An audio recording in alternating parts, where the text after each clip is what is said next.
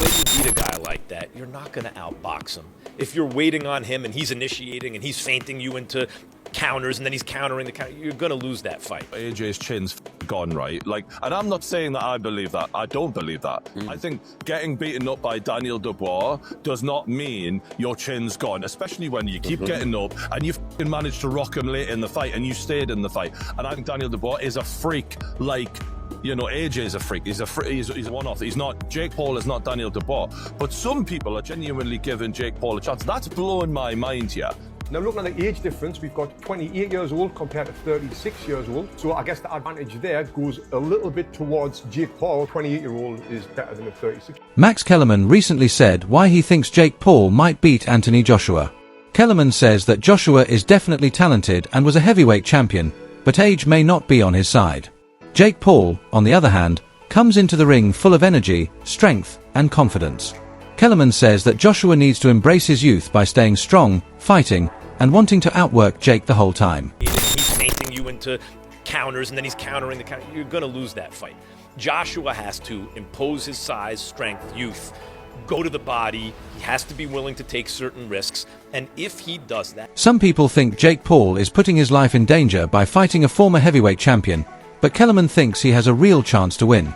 Kellerman talked about how Jake Paul's point of view has changed over the years. Jake has fought a lot, gone through a lot of stress, and learned how to stay calm under pressure. Kellerman believes that Jake won't be nervous at all before this fight because he has been in tough situations many times before. The analyst says that Jake Paul is great in high-pressure situations and would do well at big events. He even said that Jake has a 100% chance of winning, not because he is sure to beat Joshua, but because he trusts his team, his skills, and his preparation completely. Some analysts who have been guessing about a surprise think that Joshua might lose the fight. They say that Joshua's reflexes have slowed down, he is older, and his explosive style has changed since he was undefeated and feared. Experience that Jake has gained in the 5 years he's been in the sport. To be in your 12th or 13th fight in front of 80,000 people at AT&T Stadium in front of 125 million viewers, that's not experience you can gain normally. So he's going to go into that event very calm and very composed. And I fully believe that he does 100% think he's going to beat Anthony Joshua, yes. What about the weight? Will there be a limit for Joshua? So there's a lot of discussion on the weight. Joshua fought Usyk twice. Both of those times, Usyk was 221 pounds. Joshua was 240 to 245. When Jake fought Mike Tyson last year, 227 pounds. I expect Jake will come in anywhere between 225 and 230, and Anthony Joshua has a weight limit of 245 pounds. There will be those, as you're aware, that will look at it and criticise this fight. There already have been, haven't there? They'll say it's a real mismatch. What would you say to them? Are we going to be watching sport at its purest? I would say it's much less of a mismatch than what you saw with AJ and Francis Ngannou, who a massive man, but relatively no boxing experience. I would say it's much less of a mismatch than AJ's 9th or 10th fight against guys who've been knocked out 20 to 25 times. Given AJ's pedigree, Jake is built for this. Jake is built for the big moments. So do I think it's dangerous for Jake Paul? Absolutely. Do I think it's also dangerous for Anthony Joshua? 100%. I mean, we're just watching some of these punches being thrown now. Can he take something like that, Jake Paul? Alexander Usyk took it, right? I think that was a perfect 1-2 combination by Joshua, again, on a fairly stationary fighter in Francis Ngannou, who had a good performance against Tyson Fury. But I don't think Tyson Fury took that fight serious. They say that Joshua used to be the best heavyweight, but now he fights more carefully and is easier to hit. These fans also talk about how much better Jake Paul has gotten. He is stronger, has better fundamentals, and is in better shape than he was a few years ago. They say this fight is more interesting than most people thought it would be because of the age difference and how well both boxers have been doing lately. Well, for Paul, he's not going to land on Joshua, is he? Joshua's going to be far too skilled in evading whatever Jake Paul can throw at him. Because I don't believe he's an evading fighter. I think he's one of those fighters that is extremely powerful to where a fighter is simply afraid. The problem is that all of the pressure's on Joshua at the moment. So Jake Paul, if he gets knocked out in 12 seconds, he should get knocked out. The problem is as soon as Joshua starts taking damage, all of a sudden he's thinking, the world is watching me, I'm a professional fighter and I'm getting beat up a YouTuber. All of the pressure is in Joshua, and that's a lot stuck in the other man. Just Jake Paul And I can't think- damage him though. Like People can damage him though. He's went No, down in a people lot of can. World People champions. can. Yeah. No, like Alexander Usyk can, Daniel Dubois can, but these are supreme athletes. Jake Completely correct. Paul- Yes, there's a difference in someone who's been boxing their entire life versus a YouTuber. I completely understand that, but you can't deny that Jake Paul has power. I think it's one of his only attributes. I think he's a very poor boxer, but what he does have is a weird technique where you How don't do know we what know he's got doing. power? How do we know he's got power? He's knocked people out. What Ben Askren and Tyron Tyron Woodley? Tyron Woodley was Like, come arguably on. one of the best UFC fighters there's come ever on, been. mate. Like, No, mate. I'm not suggesting that. I'm not suggesting that he's going to go in there and walk Joshua all over. But you can't deny that he has lights out power. It's just something he hasn't I would deny that. I would deny that he has that kind of power. In Against an someone like amateur AJ. boxing ring, yeah, fine. Not against a two-time Yeah, world champion. We're I talking about do, here.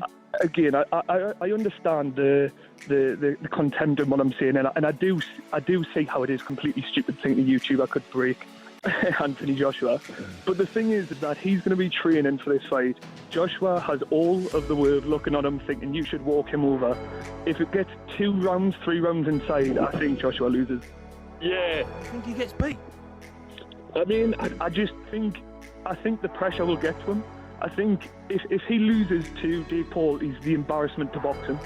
And if you get inside 3 rounds where you've not put him away like everyone thinks you will, all of a sudden that pressure to finish the fight as he should is going to gain and gain and gain. Is there any truth in this, Jamie? Can you see a world where Dan's theory is basically this geezer can punch and he therefore has a puncher's chance? I think he's got no chance. Like slim, if none. No, None. Literally none. No chance. It's one of them, innit? I honestly, without going like extreme, Dan, I think Anthony Joshua, if he could only use one hand, wins the fight. I honestly do. This is the thing, and I love Joshua. You know, he's arguably the pride of Britain when it comes to boxing. He's a great fighter. But could you say he's past his best? Could you say that he's been tested too many times? The thing that it relates to me is when you look at Silva in the UFC, as soon as he got knocked out, his chin became glass. And I think that's the same with Joshua. I don't think he can take a punch anymore. I think he's one of those people where it's almost he damages way too easy now. And it's one of those things where I think when you're a boxer and you've had a few defeats and you've had a... Tony Jeff, an Olympic boxer, gave a different reason why Jake Paul should be respected. He said that Jake Paul had everything a fighter could need. He has access to the best nutritionists, sports psychologists, conditioning coaches, and trainers in the world. Because Jake has money, he can make the best training camp without cutting any corners. Jeffer said that Jake would prepare more than he had before because he knows that this is the hardest thing he has ever done. Jake is also older, which is a plus. Jeffer told everyone that one of the best things about boxing is that you are young. Younger fighters usually come in stronger and more energized, heal faster, and train harder. Age difference, we've got 28 years old compared to 36 years old. So I guess the advantage there goes a little bit towards Jake Paul. 28-year-old is better than a 36-year-old. But that being said, we've got talking about experience and everything else. What comes with being 36 years old at Anthony Joshua's level. And then, like I mentioned, the heavyweights kind of seem to prime a little bit older. They're coming down to the height and the weight. This is the big one. 6'1" versus 6'6". 200 pounds versus 252 pounds. We got a 252 pounder in Anthony Joshua. The reach advantage is a lot, which we would expect. Amateur fights, we can see that Jake's only had one, where AJ's had 43, but 43 of them are including at the highest level, Olympic level. And yes, he won the Olympic bloody gold medal, if I don't need to remind you. Now, in the pro record, Jake Paul has had 13 fights, lost 1. AJ has had 28 fights, and he's lost 4 with 25 KOs. And the one person that Jake Paul lost to was Tommy Fury. Now, can we compare Tommy Fury with Anthony Joshua? Not at all. It's like night and day. So now I'm going to talk about the rules of this fight, and I'll give you my prediction, which is going to shock a lot of people after this. So, what are the rules? The bout will take place at a heavyweight, obviously. It's going to be 8 3-minute rounds. You might think, well, that's better for Jake Paul, and I'm thinking, Not really. It's better for Anthony Joshua because he's just going to go all out for them 8 3-minute rounds. And imagine that, Anthony Joshua blasting at you 6'6", whatever he is, 250 pounds, throwing big bombs at you. Anyway, both fighters will be using 10-ounce gloves for the duration of the contest. Why have they got that? Seriously, both fighters will be wearing 10-ounce gloves for the duration of the contest. What do you expect? Them to take them off halfway through and switch them to 12s?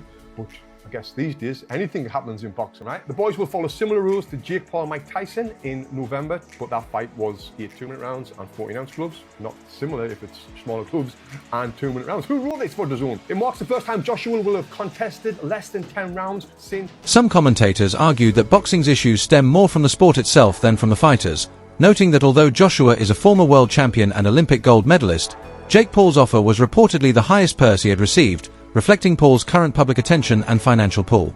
Experts say the sport has shifted to the point where crossover fights make sense and that fighters naturally choose the best financial opportunity. While some believe Joshua's durability has declined due to past knockout losses, analysts note that his defeat by Daniel doesn't mean Jake Paul would beat him. Joshua still has major power, elite skills, and years of experience, giving him a real chance if he remains focused and disciplined. Paul, and this is the real funny thing, he's giving Anthony Joshua, Jake Paul is giving Anthony Joshua, the heavyweight legend, right, in our lifetime, his career high payday. Jake Paul is a fucking A-side. Jake Paul is saying, you're gonna be at 245 maximum, motherfucker. Like, Jake Paul's giving orders here. Jake Paul's first on the fucking headline. Like, that is also blowing my mind. Even Eddie Hearn said in an interview earlier this week, he's going to get more for this than he's going to get to fight Tyson Fury if the Fury fight happens. Like, and speaking of Tyson Fury, this brings me on to you, Joey Knight.